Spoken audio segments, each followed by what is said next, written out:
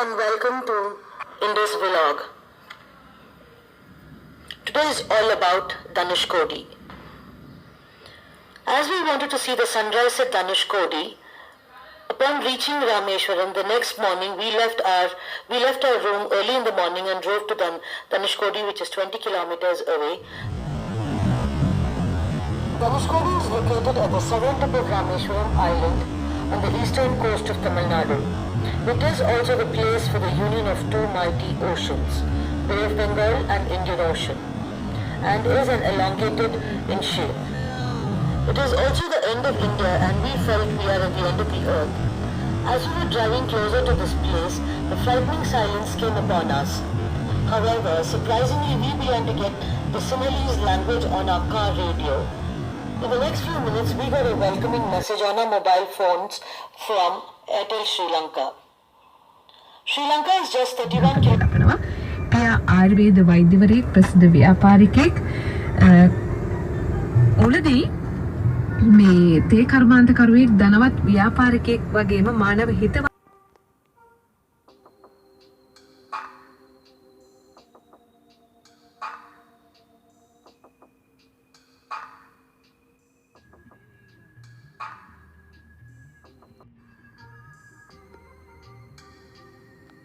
Sri Lanka is just 31 kilometers away from here. Finally, we reached a destination where a solidarity pillar of Ashoka, the national emblem of India, stands at end point, where you can look out across for Ram Setu, which is also called as Adam's Bridge.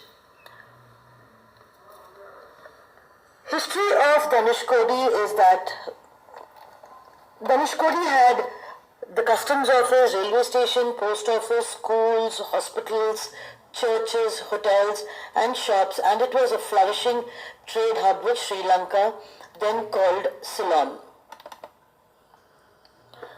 Today it is an abandoned city called as the Ghost City with the ruins. There was a ferocious cyclone on the midnight of 22nd December 1964 at an estimated speed of 280 kilometers per hour, which is 170 miles, which took away the train number 653 Pambam Dhanushkodi passenger with all its passengers.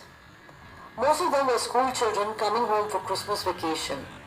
The ill-fated train was coming from Chennai, then called Madras, which was almost reaching there with 115 people on board.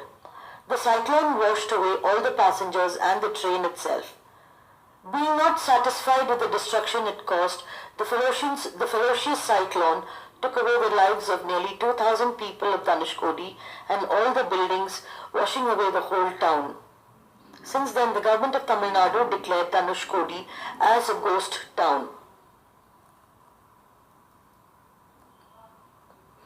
and unfit for habitation. Today it is slowly becoming a tourist spot. For this, a new road connecting Rameshwaram and Dhanushkodi to the land's end is built in 2017. Before that, it was totally cut off from civilization. Now you can drive there directly in your own vehicle or a rented vehicle. Reaching there, you will be welcomed with spectacular high tides of the blue sea.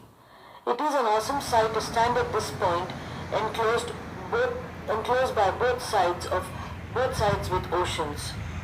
What you can see here today are a few scattered buildings with exposed bricks that stand as mute witness to the terrible tragedy which took place in 1964. Ram Setu of Dhanushkodi is very popular. According to Hindu mythology, this is the bridge which Lord Ram, with the help of Hanuman and his army of monkeys, built a rock bridge from Pambam Island to Mannar Island in Sri Lanka to rescue Sita Devi from the evil clutches of demon king Ravan. It is also called Ram Setu. Lord Ram marked the spot where the bridge was to be built with an end of his bow, and this place got the name Dhanushkodi. The debate about whether Ram Setu is natural or man-made bridge has been for several years. Today we cannot see Ram Setu from here. It is a submerged chain of limestone shoals. Surprisingly, this way is visible from an aerial view even to this day. The historic bridge is also called Adam's Bridge. Remnants of the bridge can be seen. It is 35 kilometers Nala saved it. It is indeed a civil engineering marvel of an ancient civilization. What are some of the things that you can do at Dhanushkodi? You can reach Dhanushkodi as early as 5:36 in the morning and catch the bewitching sunrise. You can stand there and experience the rare feeling of reaching at the end point of the land and look around. You can silently offer a prayer for the unfortunate victims who lost their lives on that fateful night. You can simply soak in the sun, walking on the white sands. You can experience the water touching your feet and take photographs. You can get some basic items like tea, juice and fruits here.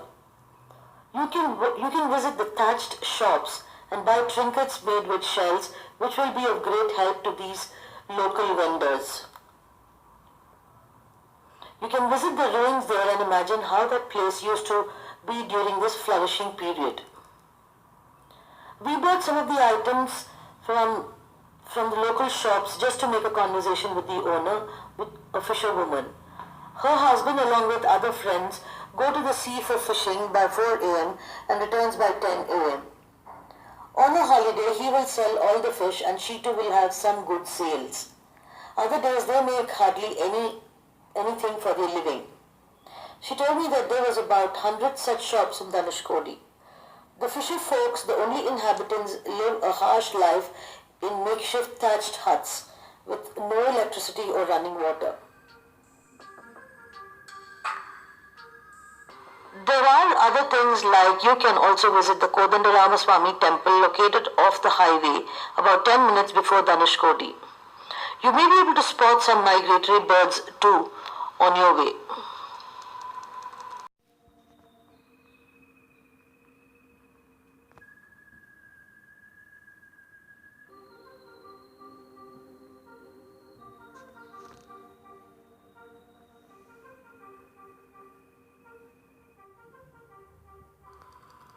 For accommodation and food, Rameshwaram is a good option with good hotels and restaurants around. We stayed in Hotel Rameshwaram Grand, which is just opposite to the railway station. How do you reach Dhanushkodi? Rameshwaram railway station is the closest train station, just 18 kilometers away. The cheapest option is to take the government bus route 3 from the bus stop near Agni Tirtham in Rameshwaram. The cost of the ticket is rupees 30. Rameshwaram is the nearest city, 18 kilometers from where you can hire a taxi for rupees 1500 or a rickshaw for rupees 800 for a round trip.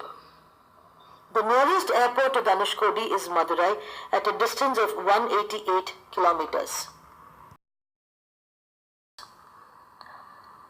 As we were leaving the place, thinking of the destruction the nature's fury caused to this once bustling town and the people here, a melancholic feeling engulfed us. Each moment we lived, we must feel blessed because life is very short. Thank you.